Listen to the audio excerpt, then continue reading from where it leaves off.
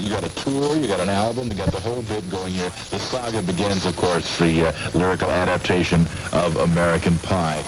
Where do you get these ideas? Obviously, you knew this was going to be a big pop culture thing, this movie. Yeah, a couple of years ago, I heard there was a new Star Wars movie coming out, and I thought, this might just be popular. People might want to go see this. And my whole career kind of hinges in a way on pop culture phenomena, so I figured that I would base my life around the release of the new Star Wars movie. That I can obviously see. Something as big as the Star Wars movie comes out, and Weird Al Yankovic, the satirical observer of events, would be interested. But, and here's the part, where do you go from the young Darth Vader and you wind up with an adaptation of American Pie by Don McLean? That's the part that the rest of us don't see. You have that creative inventiveness. Where did you make that tie-in? How does that work? Well, I had two choices. I could either go with a contemporary song. I mean, something a song that was popular in the moment that the movie was being released, or I could go with a classic rock song. And I was kind of leaning more towards classic rock, just because Star Wars is such a classic kind of movie that it just seemed wrong not to pair it with something that was weighty and was a rock and roll standard. And American Pie certainly is that, and it's one of my all-time favorite songs, by the way. And I think it lends itself to a long, rambling kind of narrative structure where I could tell the whole story of the Phantom Menace. And the icing on the cake is it begins with a long, long time ago, which, of course, is very Star Wars-esque. It is. It is that. The whole album, we're going to be playing excerpts throughout the evening, but suffice it to say there's some really funny stuff on here. In addition to Al Yankovic, the album Running with Scissors, there's also Weird Al Yankovic, the tour, right? Wait, it's called Touring with Scissors, actually. Yes. I'm leaving on the road on Sunday, and we're going to be out for pretty much the rest of the year on and off. But we're touring all around North America and doing about 6 cities a week. It's pretty grueling, but it's a lot of fun. It's my favorite part of what I do. I love going out and performing live, and it's a full-on rock and comedy multimedia extravaganza. We try to put a lot of production value into the shows. And I'll tell you what we'll do here. I'll just go over some of the places he's going to be. July 19th, Green Bay, Wisconsin. 21st, Costa Mesa, California. 22nd, Redding, California. 23rd, Central Point, Oregon. 25th, Beverly, Mass. 28th, Myrtle Beach, South Carolina. The 30th in Pittsburgh. The 31st, Hampton Beach, New Hampshire.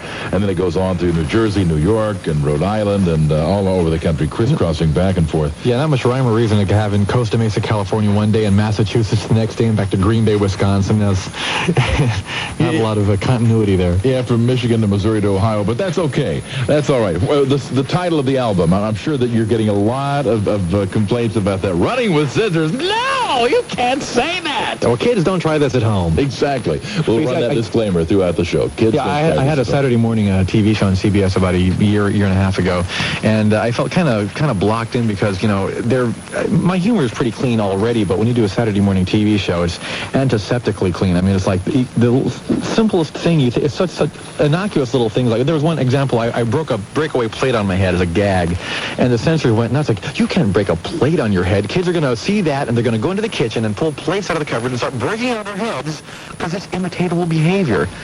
And, if kids are that gullible and stupid, they shouldn't be allowed to watch TV. That's my opinion. Or reproduce. Yeah, exactly. But now that I'm not doing Saturday morning TV anymore, I'm running with scissors. Oh, right. And in addition, we might point out that not only is there the Weird Al Yankovic Running with Scissors CD, and, of course, the Weird Al Yankovic Touring with Scissors tour, but, and I haven't gotten to the action figures yet, there is also the Star Wars Unplugged video. Yes? Is he there? Are you there, Weird Al? I'm here. You're here. Tell us about your new video. Oh, it's called The Saga Begins, we shot it on location in Tatooine. It was hard to get permits for that. I was going to say, yeah. Actually, it was shot in the Mojave Desert in California, and extremely hot. It was the most uncomfortable video shoot we've ever done. It was 120 degrees plus, literally in the middle of the desert, and we had about half a dozen crew members, I think, just dropped from that shoot. They had to carry a piano across the desert for a couple shots, so they weren't loving life that day. I suppose not. I suppose there are many people who are fans of yours who may not even know the name reference, but I suppose you are the lineal descendant of Spike Jones in some respects, aren't you? Well, it's very flattering. Spike Jones was a huge influence. Stan Freberg, of course, and Tom Lehrer and Alan Sherman. Those are the people I usually credit as being being my inspiration. Yeah. Tell us how you got started, for those who don't know, because I guess I'm not really totally familiar with that. Just one day I noticed there you were, and I guess somebody like Dr. Demento was playing you. And Yeah, absolutely. yeah. But how did you begin? You didn't just wake up one day and said, well, let's see, I can either be Assistant Secretary of Health and Human Services or a musical satirist. Yeah, I think I was like every other kid that would listen to songs on the radio and just start changing the words around to amuse myself and, make my friends laugh. And, everybody does that at one point. I just never grew out of it. Exactly. We do. We grow out of that. Yeah. And when did you first make money? You remember the first time you actually made real, honest-to-goodness cash at a gig, poking fun at pop music? Doing that? Boy, that was pretty early. I guess playing for my cousin's wedding on the accordion doesn't really count, does it? Yeah, it does, actually, as a matter of fact. The accordion was a big part. And, of course, that was in the Weird Al Unplugged days. Right. I suppose, yes. and then, of course, came the electric accordion. And later, of course, the conclusion of the saga, I guess, will be Yankovic, the Vegas years. Right. Something like that. Or my gold lame suit, my belly hanging out. I'm trying to picture Weird Al Yankovic, the Vegas years. Somehow, yes, opening for Tom Jones or something. Well, anyway, but needless to say, people would like to talk to you. So I suppose, being a talk show, I guess we go, all right, let them do it. Here's Mark in Durham, North Carolina, and you're on the Jim Bohannon Show with Weird Al Yankovic. Pleasure to be on. Thank you very much. Surely. What are you on, by the way? Well, that remains to be seen, but we'll run the talks later. Thank you.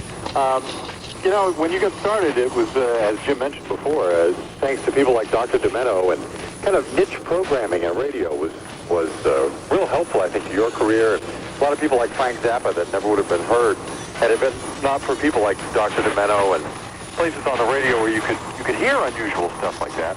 Do you think those places are going away?